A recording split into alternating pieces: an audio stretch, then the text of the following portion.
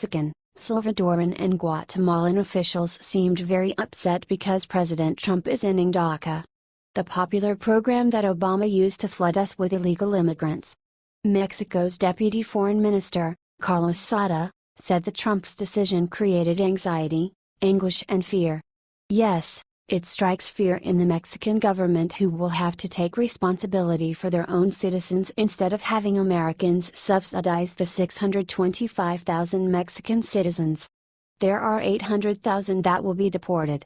Advertisement, they're exceptional. This is as emotional for the United States as for Mexico, Sada said at a news conference immediately following the announcement to end the program. He urged for a quick solution to the uncertainty that dreamers, as they are commonly called, now face in their adopted home. Mexico is taking responsibility, as immigrants who choose to return to Mexico will be greeted with open arms, Sada said, offering them assistance with work, finances and education. The announcement to end DACA came during the discussions between D.C. and Mexico City regarding modernizing NAFTA. This has added some pressure between the two allies, but Mexico would be dead in the water without the U.S. Advertisement, El Salvador's Foreign Relations Minister, Hugo Martinez, said he wants to meet with Congress in Washington to come up with a solution. A solution to keep the U.S. paying for Salvadorians on American soil that belong in El Salvador.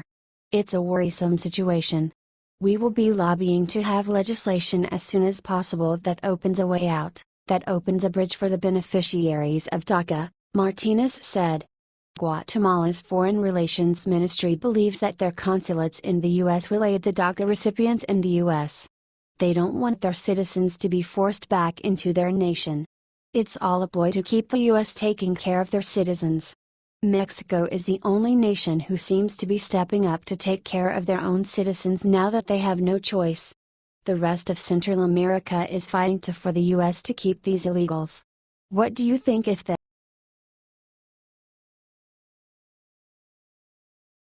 Fox News uncovers voter fraud? Chicago Elections Board tried to keep quiet.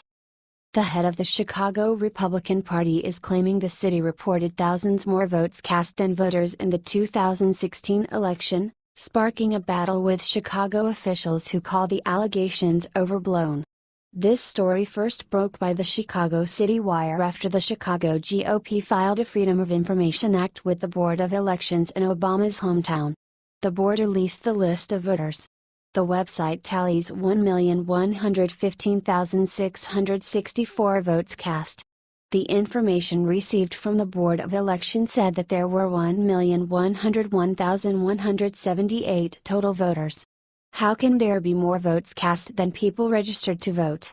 Advertisement, there should never be more votes than voters. Every ballot cast should be recorded against a registered voter, Chairman of the Chicago GOP Chris Cleveland told Fox News, explaining that after receiving the data, the party immediately contacted the board for clarification. This is either massive fraud or massive incompetence, but we have no way of telling the difference because they won't give us the data. Yes, the discrepancy of 14,000 doesn't seem that large, but it should be at zero. There should never be more votes than there are number of voters. They ignored them, Cleveland said. They have been stonewalling us for 6 months. Advertisement, but a spokesman for the aforementioned Board of Elections, Jim Allen, told Fox News that the Chicago GOP is making false claims, yet the numbers prove that they are correct. They're looking at a preliminary report from January, and just recently, in the last week, they've filed a request for an updated report, Allen said. They're looking at incomplete data. Cleveland told Fox News he did send another FOIA request last week. Allen said the initial data from January didn't include a post-election review of paper ballot applications. What do you think of yet another voter fraud issue? Is this why we need voter ID and why we need to make sure we don't put corrupt people on election boards?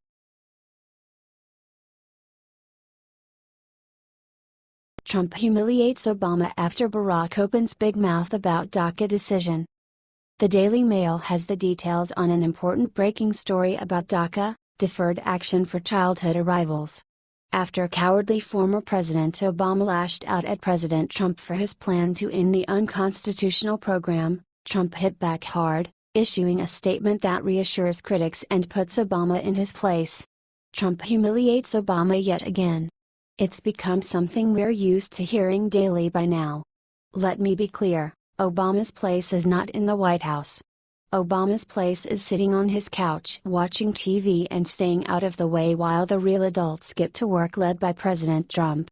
Trump's plan to end DACA was announced by Attorney General Jeff Sessions today. Around 800,000 children of illegal immigrants, including many who are now full-grown adults, will now be eligible for deportation. An hour after Sessions dropped the bombshell, Trump put out a written statement explaining why DACA is a goner. Protesters swarmed outside Trump Tower following the decision, and the usual suspects whined on social media. In fact, as Trump explained in his statement, "My highest duty is to defend the American people and the Constitution of the United States of America. At the same time, I do not favor punishing children, most of whom are now adults, for the actions of their parents. But we must also recognize that we are a nation of opportunity because we are a nation of laws. Indeed, if the law is cruel, then the Democrats should have worked to change the law instead of having their liar-in-chief pass an unconstitutional executive action to force it through." Trump said exactly that, writing that Obama's order bypassed Congress to give work permits, Social Security numbers, and federal benefits to approximately 800,000 illegal immigrants currently between the ages of 15 and 36. The typical recipients of this executive amnesty, known as DACA, are in their 20s. Legislation offering these same benefits had been introduced in Congress on numerous occasions and rejected each time. In other words, Obama couldn't ram through legislation the American people didn't want, so he just ignored them and made it into a law. Apparently now upholding the law makes Trump a racist pig, according to Keith Olbermann and other unhinged voices of the left. In his statement, Trump even held open the possibility of immigration reform, improving the green card system and overall working to make immigration into the United States better. As he said, Congress now has the opportunity to advance responsible immigration reform that puts American jobs and American security first. "We are facing the symptom of a larger problem, illegal immigration, along with the many other chronic immigration problems Washington has left unsolved. What exactly is racist about that? It's enough that Obama created this problem. Couldn't he at least step out of the way now and let President Trump fix?"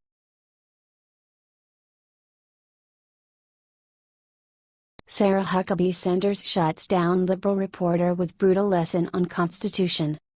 The Trump administration received backlash for eliminating the unconstitutional DACA program that was enacted by Obama to redraw our political landscape. The Justice Department even said that the actions by Obama were unconstitutional. Illegal is illegal, no matter which child's face you want to put on the bill.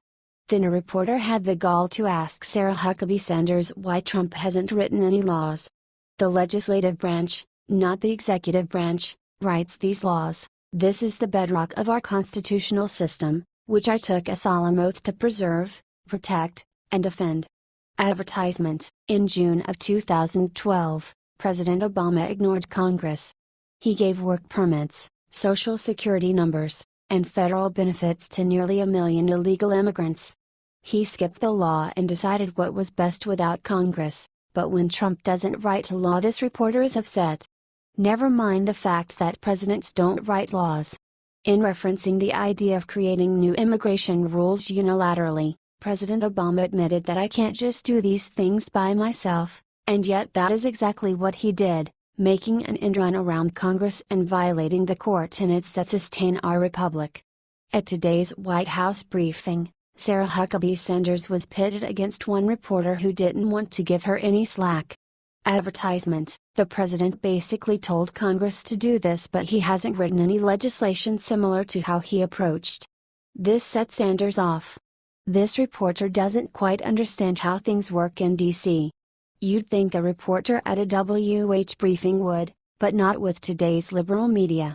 Sanders cut off the reporter's question immediately, stating, "I didn't know it was the president's job to write out specific details of legislation."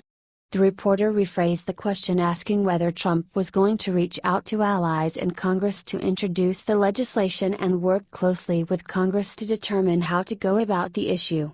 Watch this. What do you think of eliminating DACA? Do you think it was just?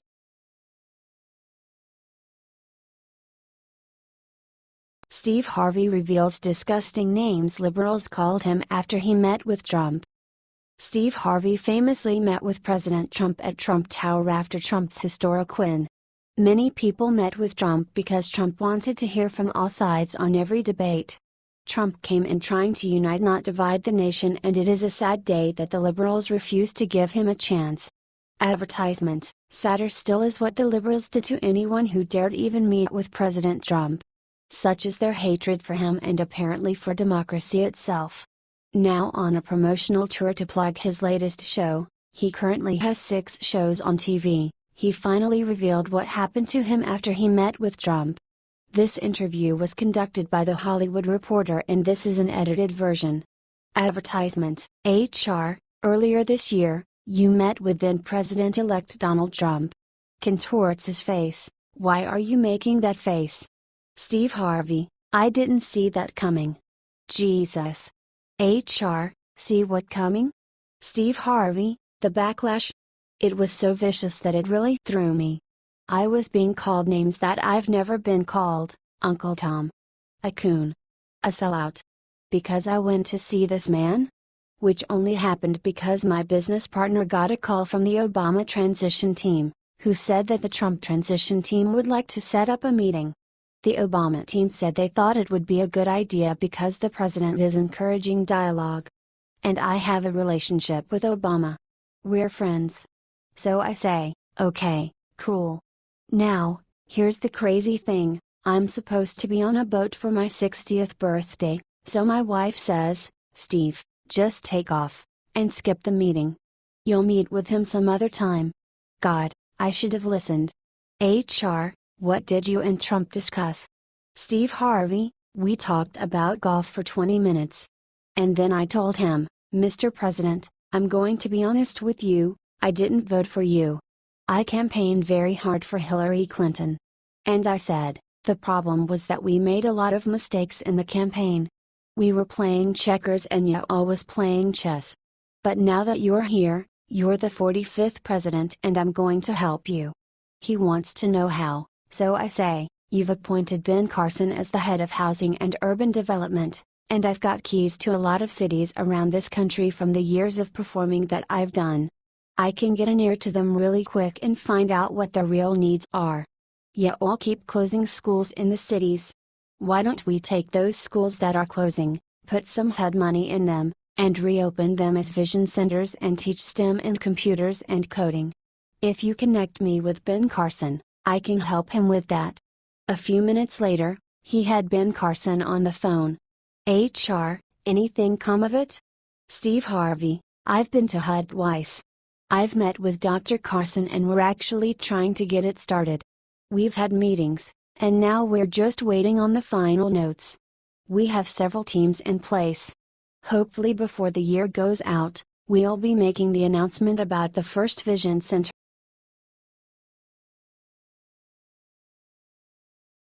Mike Huckabee accurately predicts future of USA if we leave DACA in place. Former Arkansas Governor Mike Huckabee, R., came out swinging this morning on Fox and Friends. He warned lawmakers of both parties to fix this the right way or we risk destroying the basic way of government. Advertisement. Wow, and he is not wrong either. Look, this is a tough decision. We don't want to punish children, but the last time we tried an amnesty program we have very mixed results. So regardless what they decide, we need to fix the whole damn immigration system once and for all. Everyone wants to come here and we should be welcome, but without rules we are just a bunch of suckers. Advertisement, and we can no longer afford to be a bunch of suckers in a hyper-competitive globalized world. We exported our jobs to lift countries out of poverty. We take in all comers, and that was fine while we were the biggest economic superpower. But times have changed, China has a huge economy, the European zone does as well. We must adapt or be left behind. What is so disingenuous? They, lawmakers, had all the opportunities in the world, Huckabee said. We say we have to fix this, but we have to do it the right way, else, we become a nation of emotion, rather than a nation of law. Correct. And a good way to ruin a country is run it on emotion. When we allow any branch of government, whether the executive, judicial or the legislative, to run amok, then we have destroyed our basic way of government and we're living in anarchy at that point, he added. Which is what Obama Executive Order, Consideration of Deferred Action for Childhood Arrivals, DACA, did. We need Congress to finally do their damn job and establish the immigration laws of this country, and Trump and the Dodge can actually start enforcing them.